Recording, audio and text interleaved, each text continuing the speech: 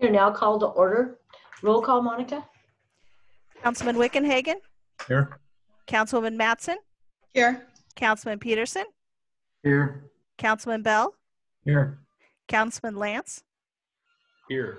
Councilman Carlson. Here. Thank you. Please stand for the Pledge of Allegiance and remain standing for prayer.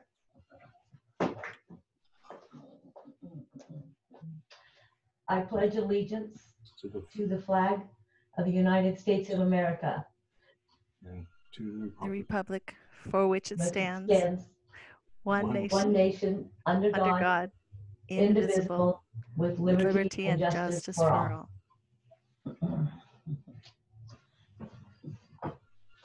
Let's pray. Gracious Heavenly Father, Lord, I just thank you for this community. I thank you for the support that everybody in it shows for everybody else. And I thank you that that we have something special here. Lord, I just pray that you would be with this group of people as we make decisions tonight, that it be the best for the people, and that you watch over us during this very difficult time. I pray these things through Jesus Christ. Amen. Amen. Thank you, Kevin.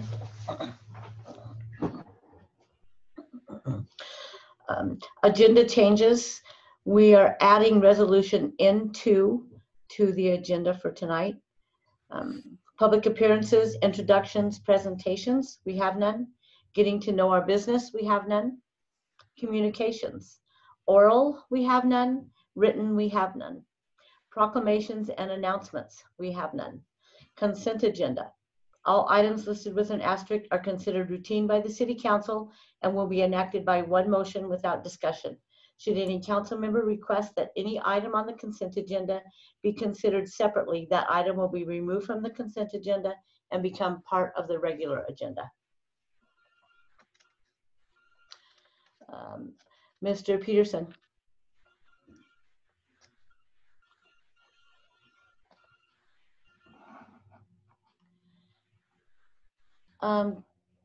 Did everybody hear Cliff?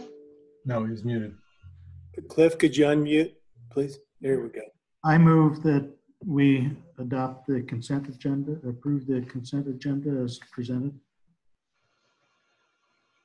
Do we have a second? Seconded. It's been moved by Cliff, seconded by Roger. All those in favor? Aye. Aye. And any opposed? Okay, Monica, please read the consent agenda. Approval of minutes, April 14, 2020 council meeting. Approval of claims and payroll. Thank you. Public hearings, we have none. General business. Under new business, we have none, and old business, we have none. Resolutions. Mr. Potter. Council, I will be brief. The resolution you have before you is identical to that of the previous council meeting. I explained that I would return to you with an official resolution for the mayor to sign to add as an amendment to our contract. This will, as a summary of last meeting, give $550 per month to each CDL license holder who is in the Public Works Department as a utility worker. It will also establish the promotional requirements, being primarily based on longevity with the city of Selah. Give us a system whereby we can place new employees as probationary level 1 or level 2 utility workers, and give us recourse to acknowledge their previous experience. Further, it will clarify the requirements for utility worker 3, and additionally add that a utility lead or utility foreman must maintain a CDL.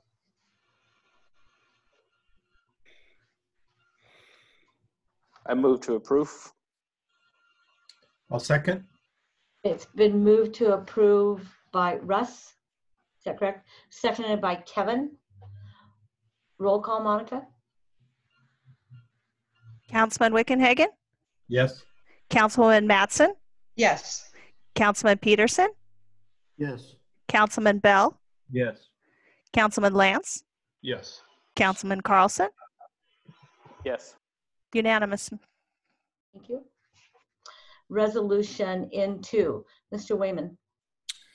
Yes, I apologize for getting this out late. This came up as a result of some discussions with the mayor and folks who own some businesses out in town. And this resolution is a resolution to temporarily suspend the requirements and enforcement of Selah Municipal Code 10.34.020 off-street parking spaces from Table 34-1. Restaurant land used for existing businesses who choose to expand or establish outdoor dining areas. So the background, as you can read here, is there anybody, with a show of hands, that didn't get this, didn't get a chance to see this? Okay, so I'll just go ahead and read the background directly and then expand on that. As a result of the Wuhan pandemic, the governor of the state of Washington has mandated shutdowns of restaurants, diners, and taverns. Currently, only takeout orders are allowed. In anticipation of gradual reopening, this resolution is being offered in order to support an anticipated phased opening of these establishments. The requirement for increased social distancing will reduce guest capacity at these establishments. This relaxation of off-street parking requirements will allow many of our local establishments to expand seating areas into their respective parking lots. This is a temporary measure set to expire at the end of September.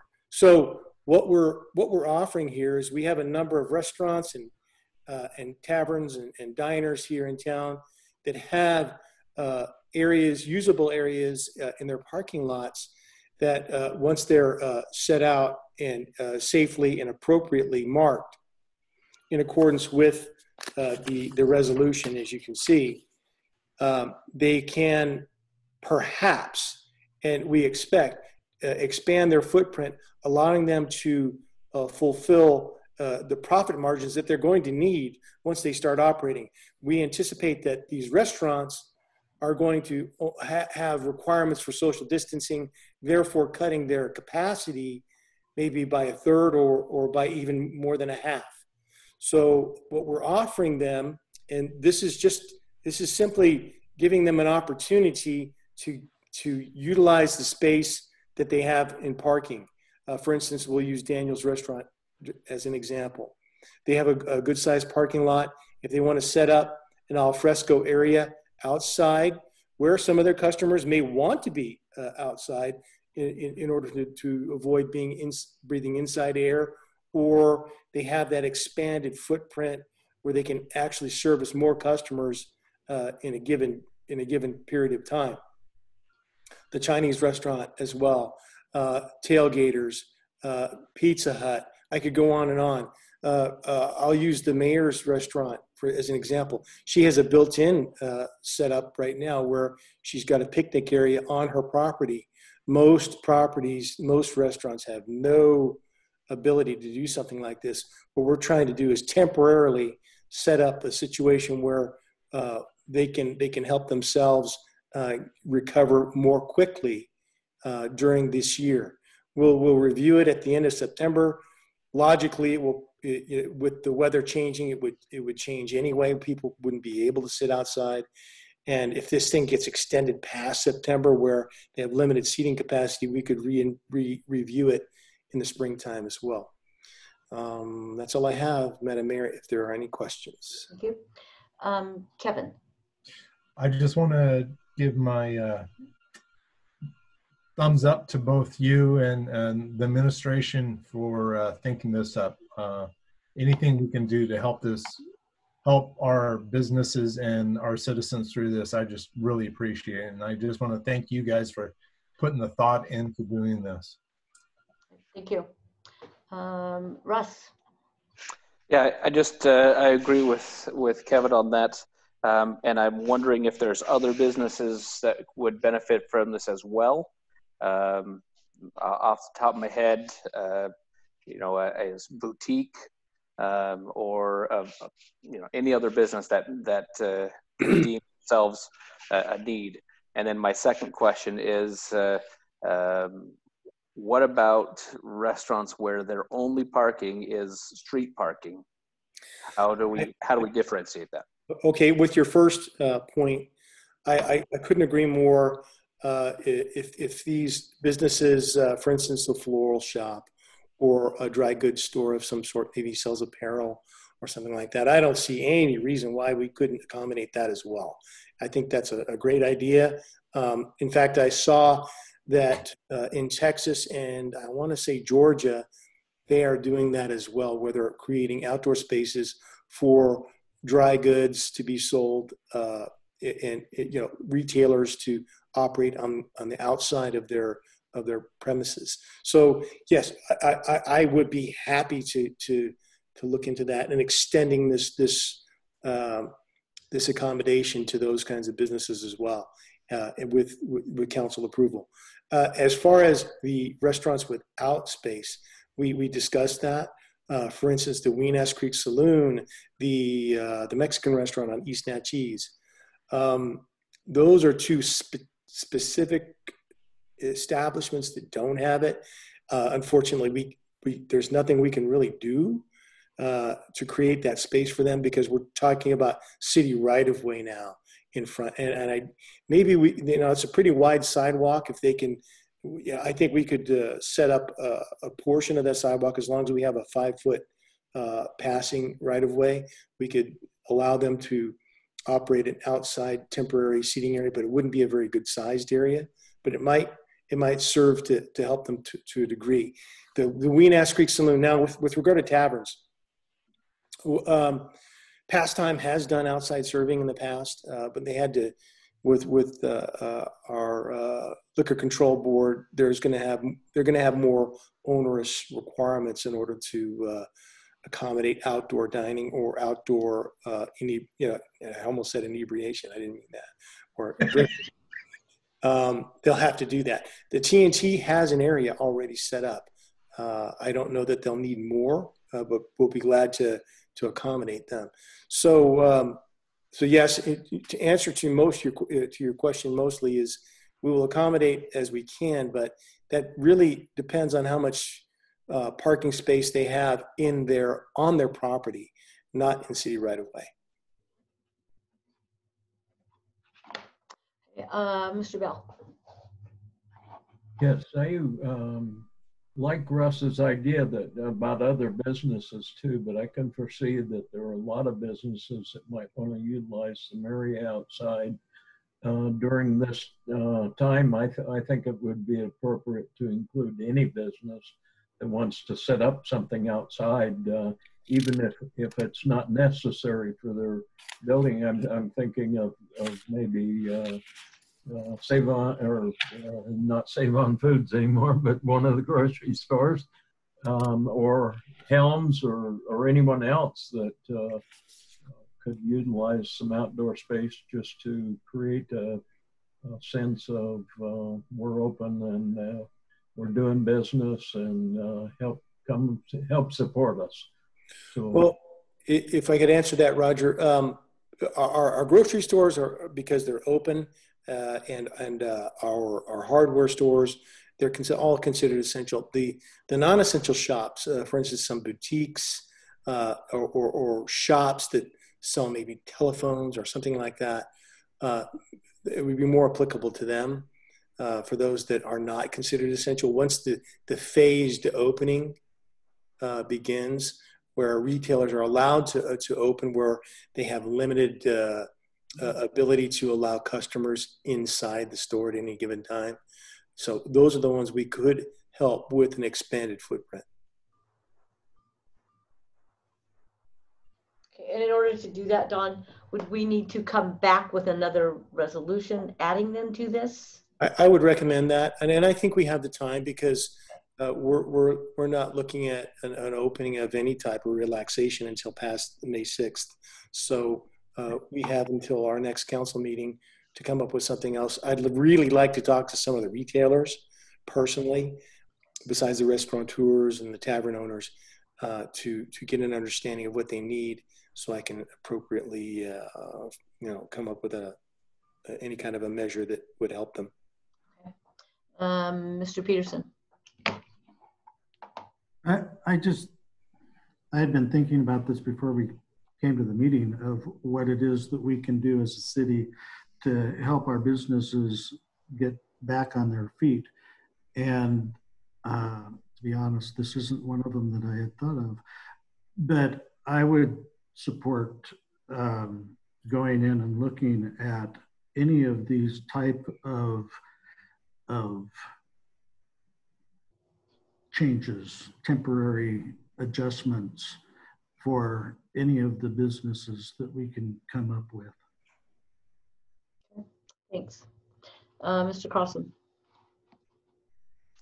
I would just clarify. I would add that if we move forward on this, I would request any business who decides to do this that they submit a written notification to the city so that it can be monitored appropriately. But I think any non-essential business who deems this of value, I would support providing them the extra space when it comes to those parking spots, as long as those ADA regulations are fit and far as alcohol consumption is appropriately mandated by the Liquor Control Board.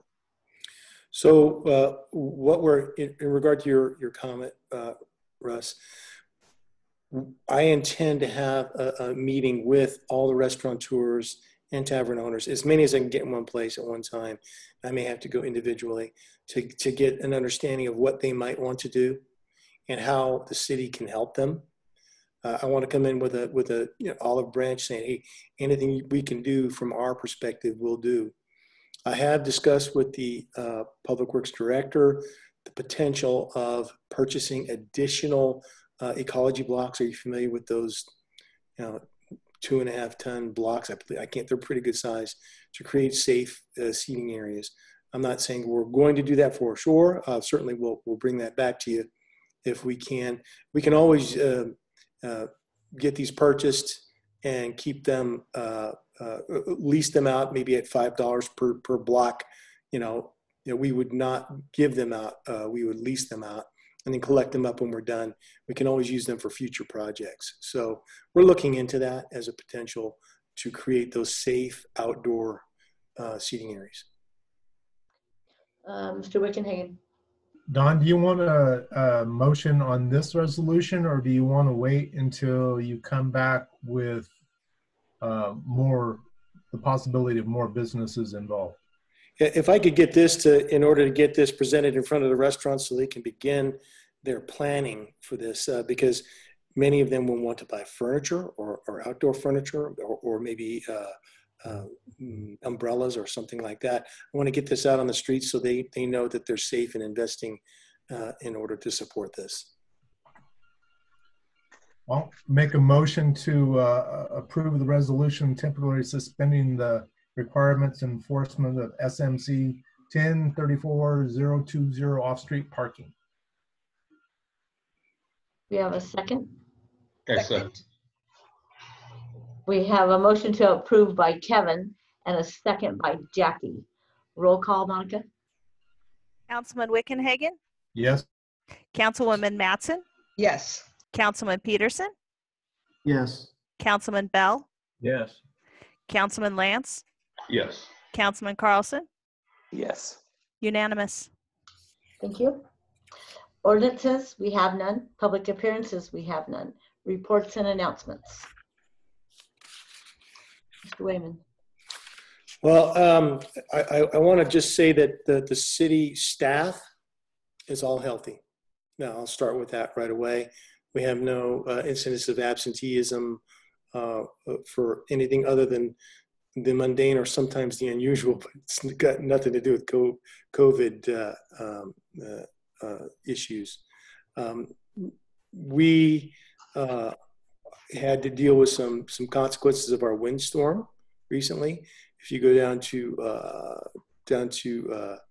the park down there by Playland, you're going to find a few less branches on some of those trees because they got knocked out. Our recreation situation is shaky for the remainder of the year. We're looking at perhaps the youth softball, girls' youth softball being canceled. There's a good chance of that happening.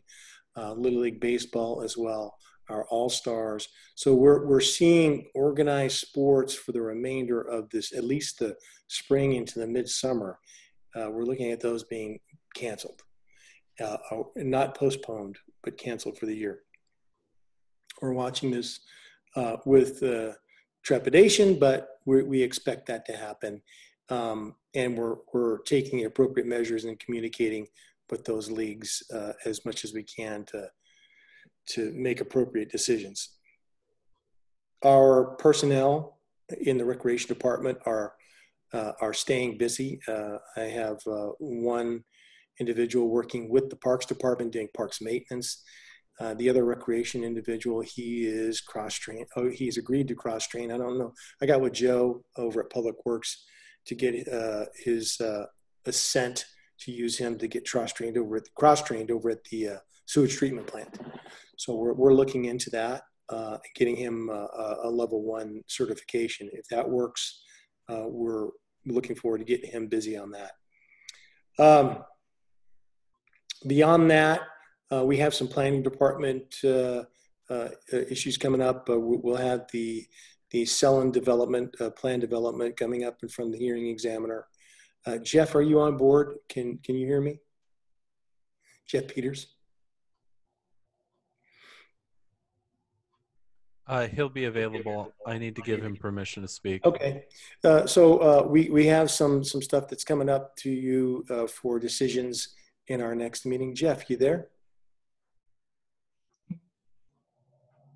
Hello? Yeah, Jeff. Okay. Just give him a quick update on the Selah developments real quick. Yeah, so our next, the application that you're gonna see is the subdivision for, I wanna say it was 22 lots for Selah development. It's called Hillside Estates, and that will be at your next council meeting, if I recall correctly. And then like Dawn said, in the month of May, we should have the hearing examiners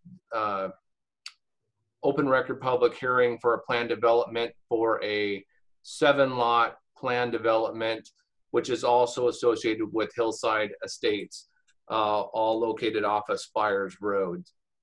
And those are the major applications that are coming your way. Other one that might be coming in either May or June is the school district has their class 3 review for the relocation of, I want to say it's 5 portables to various schools. And so we'll be bringing that to the council as well. Thanks, Jeff. Well, In addition, I talked to Shane Backlund today, and they're going to plan an odd or very different kind of high school graduation ceremony. They're going to do a drive-through ceremony, and as they drive through, they're going to actually do a parade through town. So it's going to be on a Saturday. I can't remember, in early June. I believe the second Saturday in June, and they're going to parade through town. More details to follow.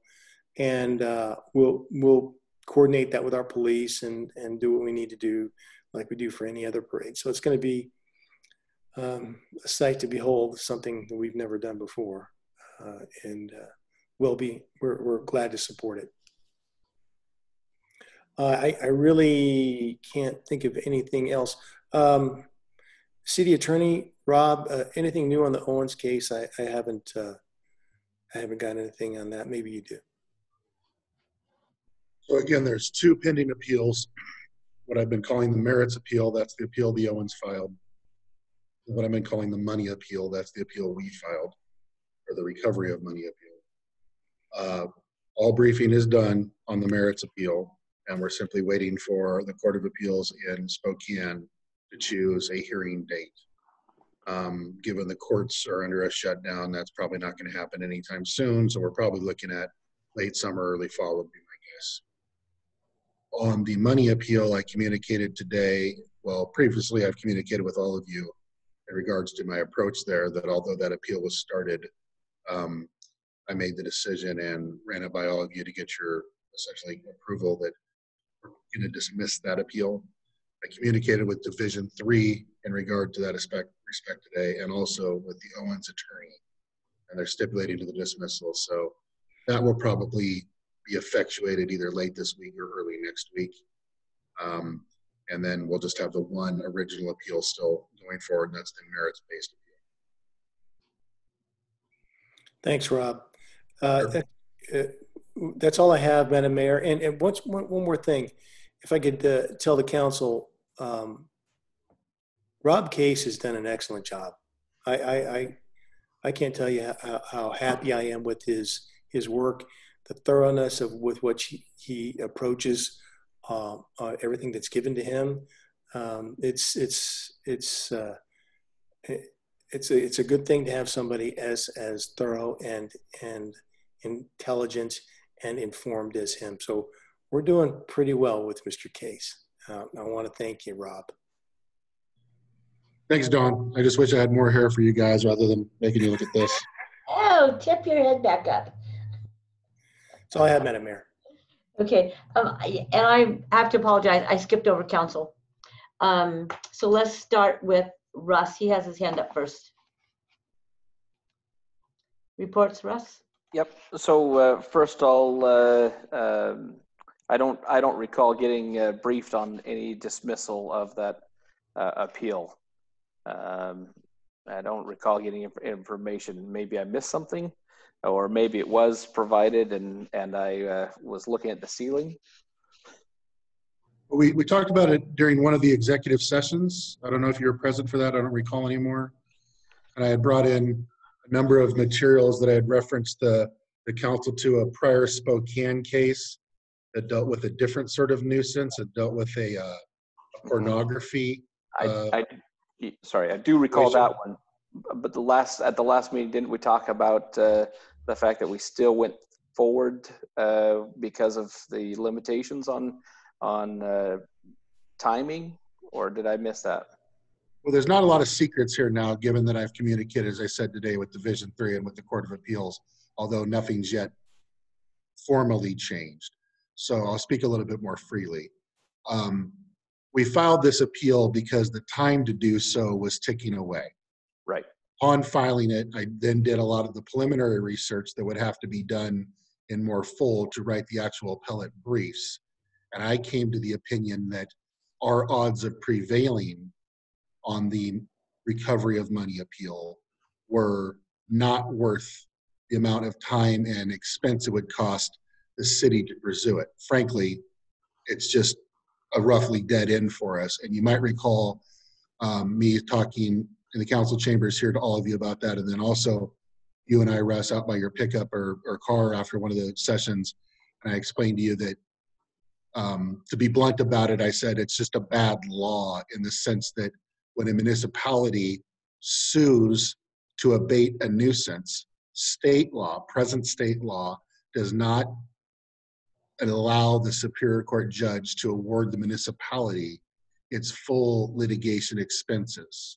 Rather, the only state law that speaks about a municipality recovering money in a nuisance scenario actually speaks about the expenses of doing the abatement itself, meaning like if we had rented backhoes to knock down those ramshackle tenements, but not by contrast money that is spent in a court system to effectuate a judicial abatement. And then I followed it up by pointing out that although our municipal code has a section in it that purports to not only authorize but direct a Superior Court judge to award money to the municipality, Selah in this case, of course, if we were to sue and win for an abatement. That's where the real rub came in, because existing law from the state does not say that, and effectively, the city cannot impose a requirement on a superior court judge, i.e. you have to reward us money if we win. That state law does not already force this on the superior court judge. So the bottom line was we ended up in a scenario that was the ordinary default American rule, which is everybody pays their own lawyer. And our arguments that were advanced at the trial court level, were they to be repeated at the appellate level, would cost anywhere from $10,000 to $30,000 to get that presented correctly. And I think the odds of prevailing on that were less than 10%, if that. So again, there's not many secrets here now, given that I've communicated with our opposition counsel and with the court and let them know that the dismissal's probably forthcoming. The final thing I'll say is the method of my madness here, if you recall, as I said, our time was ticking away to start this appeal. We might as well start it because when I did some research, I may have stumbled upon something that myself and my predecessor, Bob Noah, not yet found. And or there's also always the possibility that the law might change, not particularly with the legislature here enacting new statutes, but rather with the possibility of case law precedents, what we would call annotated cases, having come out in the interim. And I walked the council through how these statutes that are in play here are very antiquated, some of them going back to, the early 1900s. And there is a dearth of annotated cases under them because it's just a pretty rare scenario, it seems, for a municipality to actually have to take legal court action in regards to a physical nuisance in order to get it abated. Rather, it seems in most scenarios, usually the landowner either doesn't allow an abatement or doesn't allow a nuisance to occur, or properly abates the nuisance, him or herself, when it's pointed out. So that's kind of the background on that, why we started this appeal. It was only, a couple $100 or $1,000 or so to get it off the ground such that our rights were preserved, in hopes that I might find something that would give us a better chance of winning the argument to get recovery of money. But that just simply did not pan out. And administration and I, and then that's why I ran it through the council before, just giving you a heads up as to what was likely going to occur. Again, the dismissal has not yet occurred, but I plan on probably effectuating that later this week or early next week. Does that make some sense? It does. I'm everything you explained up to the filing of the appeal. I recall all of that information. The question I had was about the decision to let it go. That's not something we need a council decision on then? Not in my opinion. It's a legal matter that's something that falls to me in being the retained professional that has the expertise to advance or not advance litigation as I deem fit. But that's why I did want to bring the council into the loop the last couple of times to let you know why I was likely headed here, rather than just started an appeal, dismiss it, and not have it explained it to anybody and say, well, it's because of what I thought made sense. I mean, starting something to then pull the plug on it is, a little bit out of sorts or uncommon, but I've explained why we did that here, and it was not a lot of expense to do so here. It's frustrating we can't recover this money, but this is the decision that the trial court judge issued with about an hour-long oral decision, and that wound many different ways and ultimately boiled down to, no, your city statute doesn't trump state law. Sorry, state law says you don't get your money. And it's about that blunt is the real truth of the matter, sadly. Now, if I can add to Rob's point, money-wise, all of Mr. No's hours spent on this were contained within his annual or within his monthly stipend that we distributed to him. We never received at the Superior Court level any additional billings. He kept separate records with regard to his hours served over there, which we would have billed had we prevailed in this case. But so we're not walking out of this with our pockets being raided on this thing. The expenses had been at the appellate court level and would have been much more significant had we gone there and not prevailed. So concur with Mr. Case's analysis. Okay. And then the next thing, and I appreciate that explanation. The next thing is the school graduation, and maybe someone else is going to say it, but it's June 6th at 1 o'clock is the scheduled time for that. And I heard word that there's over 300 seniors that are going to participate. So the next thing is we had an LTAC meeting yesterday, kind of essentially bringing us to square with what's going on with the with activities in this community, and we don't have anything on the books for community activities for the LTAC to expend funds to. Looks like highly likely, as we've seen, funds coming in will be down because of hotel stays, and so expenditures will as well drop from the LTAC committee, A, because there aren't events, and B, because a conservative approach to budgeting. The last thing I have is we discussed for two councils now about background checks on appointed council members, and I'd love to have that conversation. I feel like this is a big deal. This is very important, and feel like if there's an opportunity to have background checks for people who are in the city, employed by the city, I feel that those are necessary.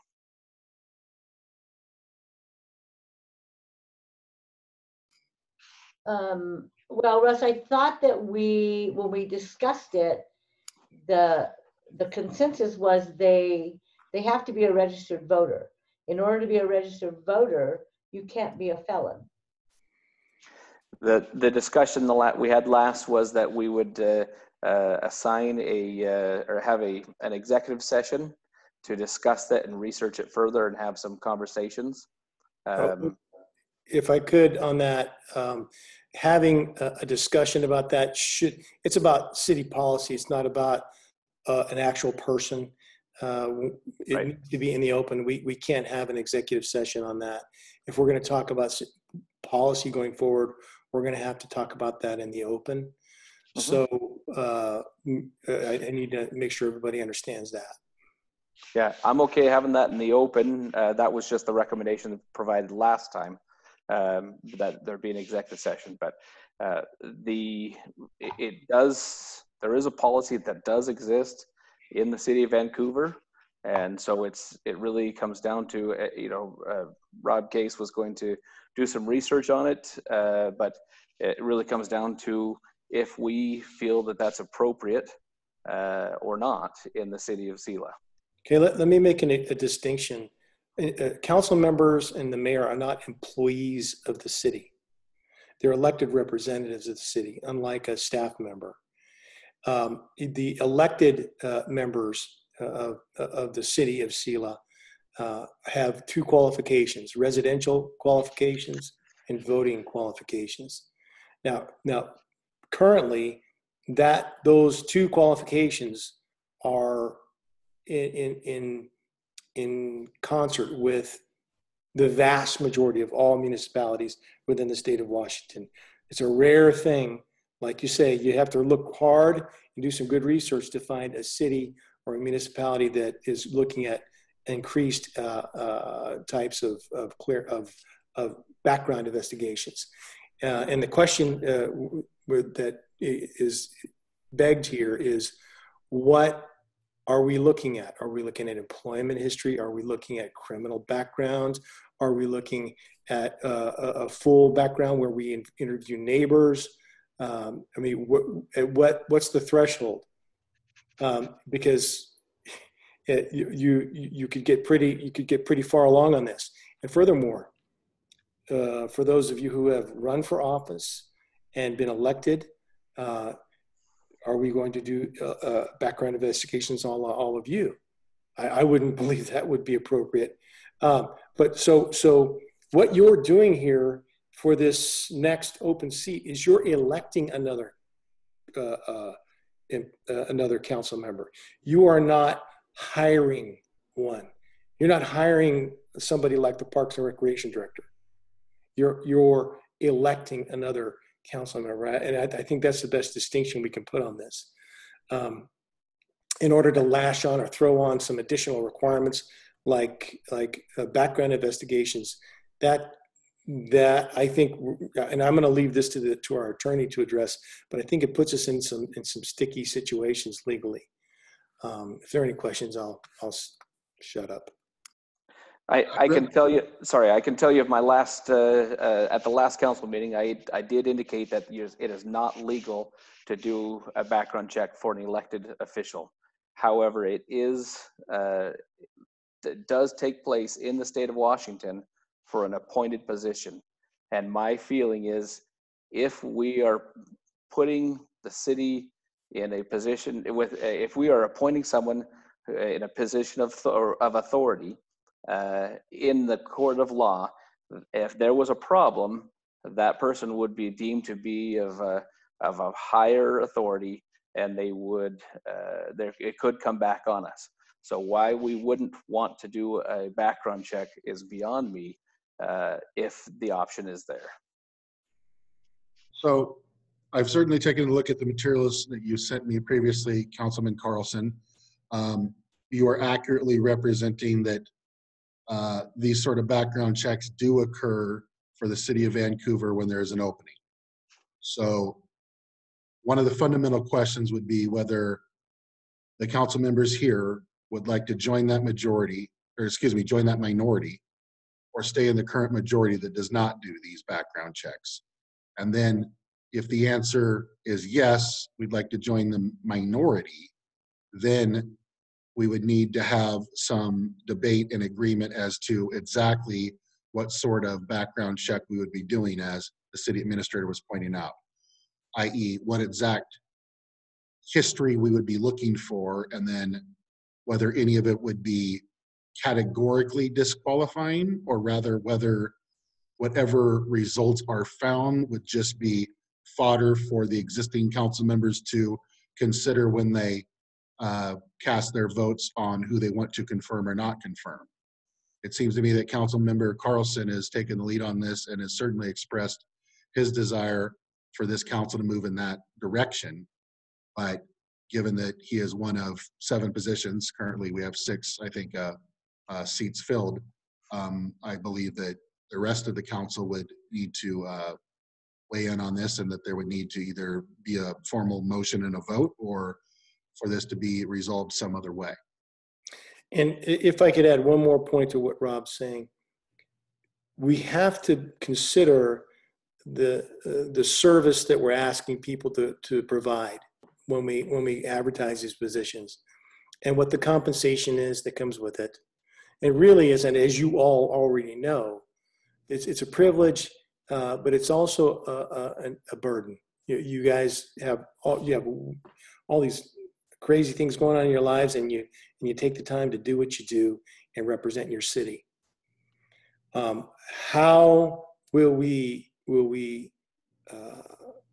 impact our ability to attract high quality individuals when they know that their background is going to be taken apart and looked into by 6 strangers, and a city staff? So would that be something that is attractive to people who want to do this? If they come into this knowing that they're voters, they don't have a felony record, and that's all they need to do, and they don't have to explain something from their past to these 6 strangers, I think we need to consider that as well.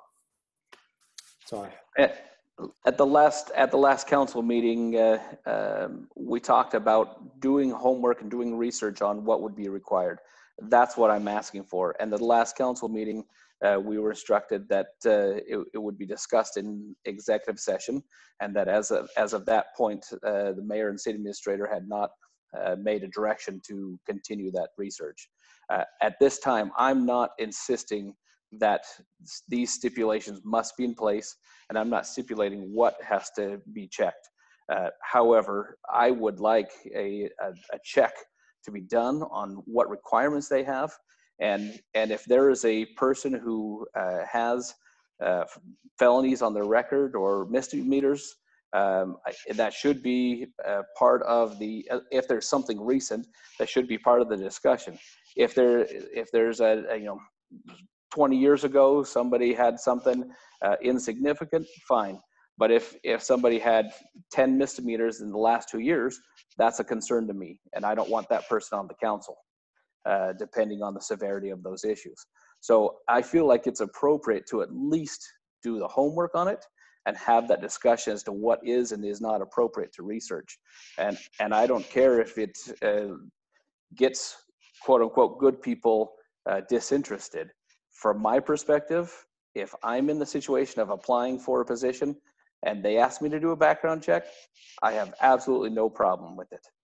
And I would suspect that anybody who is going through the effort to serve on city council, who is going to put themselves through this process, who is going to serve and have a meager reimbursement for their efforts, they're not doing it for the money. They're doing it for out of the goodness of their hearts, and they're going to be good people. And I think I would want to make sure they're appropriately checked.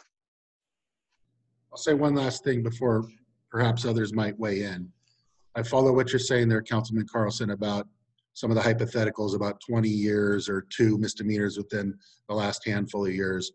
Again, I view those particular details as perhaps the potential second topic for consideration. To me, the most fundamental topic for consideration is whether a majority of the council is interested in pursuing anything along these lines. And I think that that's the fundamental threshold that needs to be addressed before we get into the details.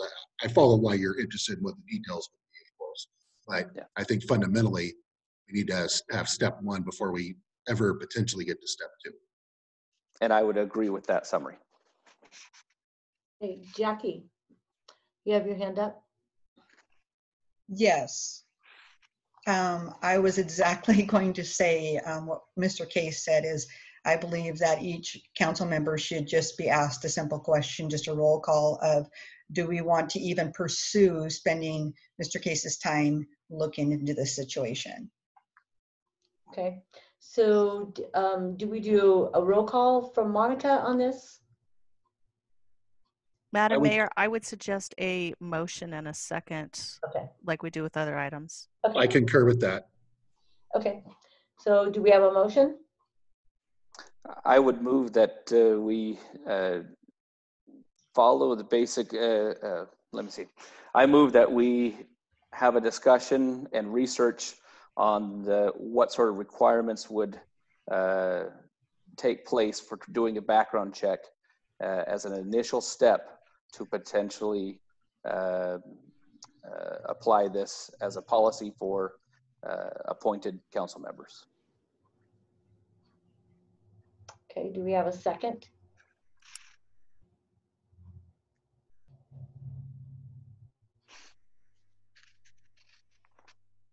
Okay, so we have a motion and no second.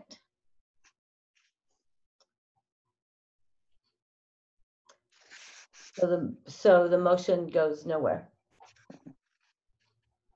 Okay. Okay. I'm very disappointed, but I understand that that's how this process works, and that's all I have. All right, thank you. Mr. Peterson.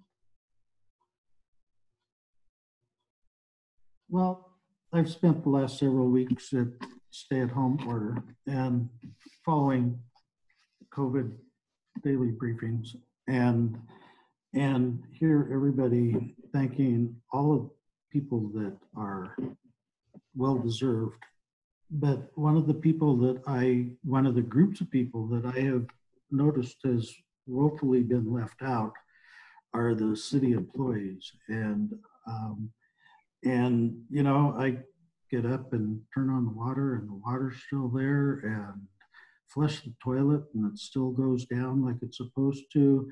And so I want to publicly thank all of the city staff and employees in being part of the what keeps us going every day, and very appreciative of the resolution that we passed today, and just hope that we can continue as a city to find more ways to help those who have been adversely affected by this pandemic. Thank you. Jackie?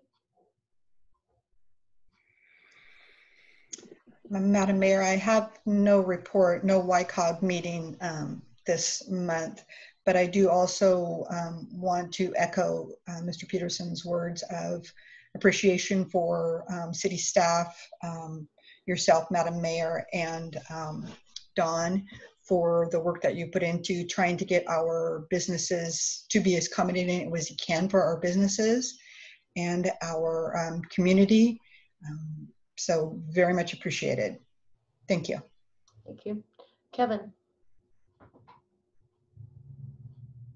Just an update from the Visitors and Convention Bureau Board that they received a notice that they do not qualify for any of the federal funding. And so that's put them in a kind of a pickle. Like I said last meeting, a good part of their staff so just an update from that. All right, thank you. Mr. Bell? Yes, I would first also echo the thanks to the city staff and the mayor for work on that. Just encourage the entire council to accommodate in any way that we can to help our businesses recover. I have a great fear that we have many small businesses that are just on the cusp of not making it anyway before this. And, you know, from some people that I've talked to around town, they were real concerned before. So I'm very pleased with this to move forward, to say that we're doing what we can, but encourage us to find other things to do. And the other thing I have is a report on where we're at with the aquatic center. They have removed about 3/4 of the concrete that's going to be removed as of this afternoon. So we're working towards that completion. The road through the park, if you haven't been by and seen it, was determined by the contractor and dealing with Mr. Henney that the best approach was the plywood across to drive on and do the least amount of damage to the park. So that's what we're doing right now. Still open on how the concrete will be delivered for the new concrete, but we have a schedule that should complete everything by no later than June 1st. So hopefully we stay on that schedule and go forward. And once again, I want to thank Don and all the staff for their assistance in helping this become a reality to complete the pool for the whole community. That's it. Thank you, Roger. Chris? This is kind of for Dawn, Mr. Wayman. I know early on with this, we had some strains on our sewer system and our water treatment. Having more time, like a lot of us, to kind of be outdoors and walk around and roam the town. I noticed that there's some utility work going on like Natchez and 3rd, and I'm assuming that may be to like pull fiber. I think they're vaults and not sewer, but I had people asking if that was indeed involved with the sewer problem we had before, or if this is just something different for utility locates for the new school maybe. Yeah, this I don't know who was in supportive, but it wasn't a city crew. Right. If Joe's listening in with Jeff, I believe it's the power company. But Joe, you there? I think it was power or cable, one of the two. Okay. communication? It's one of the communication companies out there had a request to put in some fiber. It's not associated with one of the utilities. Okay, I just had some people inquiring, so I figure if I can get the answer, might as well get it here while people can listen and at least know. Thank you, that was all. You're welcome. And also, we have Mr. Eric Newmeyer, who's out at our plant now, and he hit the ground running, and he's doing a good job out there. We're really glad to have him. Great. Madam Mayor, I do have a saved round. I neglected to mention that right at the end of the day, I got an email from the County Commissioner's office and Chris Wickenhagen, who is, I think, going to be coordinating meetings with the cities as well as the county in order to understand how we're going to do how we're going to roll out the opening of our economies again. So that they're coordinating that action. Haven't seen any meetings set yet, but the county is leaning into that, and YVCOG is going to help them out. Well, I guess what I have to say about our community is that we are so supportive of each other in the businesses. I have two. One of them is thriving because it is made for the safety of the people. I have drive-through and call-in, but I have another one that is not. And so I understand how some of these business owners are struggling. So whatever we can do to get their doors open or get people into their businesses, we will continue to work on that. Also, I'd like to put good job out for the Downtown Association.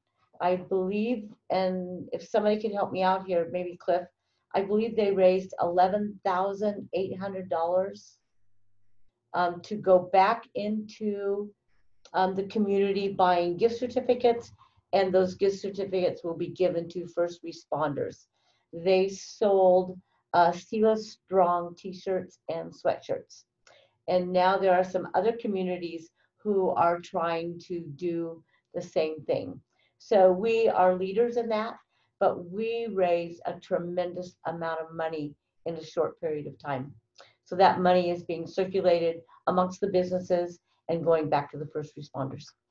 So every day is a new day for us. We have new challenges and we have new rules. So we just get up in the morning and see what we're supposed to do that day. And that's it for me. Sherry, I have one staff report. Oh, okay. Go ahead. This is Andrew. I wanted to let all the council members know that we have received 5 applications for the new position that needs to be appointed.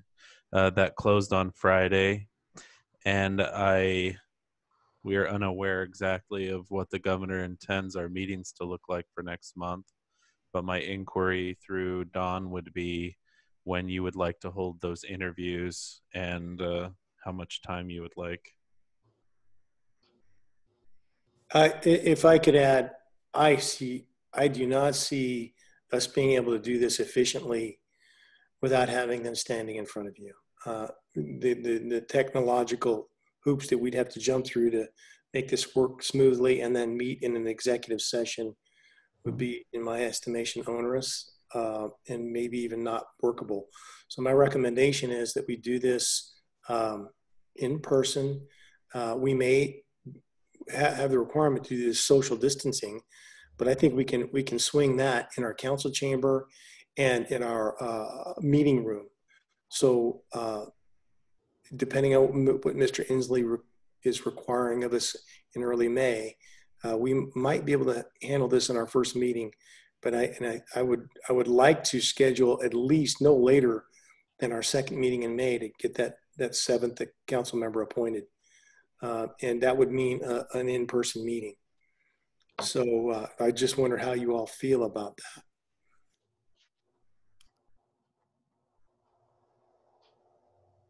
Well, I know we've been having our staff meeting in the council chambers, and we're all separated, and that's worked pretty good. I'm in favor of a live meeting to interview. Okay. Jackie? I'm also in favor of live meeting. Cliff? I am as well.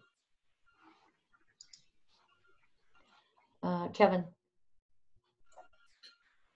I am as well to have a live meeting. Okay, Russ? Sure. And Chris? Yes, I am. Okay. So we'll just move forward with the first meeting, Dawn, or do you want to do the second?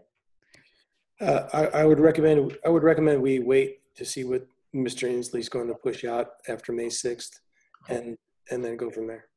Okay, Madam Mayor, yes. may I speak for a moment? With Yes. regard to having an in-person interview, the microphones have limited distance. We may not be able to accommodate social distancing and still be able to have everybody heard on the microphones. And it also has to be open to the public. Okay, then we need to wait for Mr. Inslee's direction. Moreover, I think if we're projecting well in these things, and we'll let us see what we can do to support that. I mean, you know, I'm pretty sure we can get people heard on the speakers. We'll do some experimentation in the chamber to see what comes through and how far away we can be. When we speak, we need to make sure we're projecting though. We can't keep it on the low. We have to get it up. Okay, so we'll work on this and get back to everybody on it. Okay, anything else from anybody? Okay, we have a motion to adjourn. So moved. I second. Second. Okay, it's well, we have a motion to adjourn by Kevin, seconded by Roger. All those in favor? Aye. Opposed? Chris, you were kind of late there. Hey. Okay, we are now adjourned.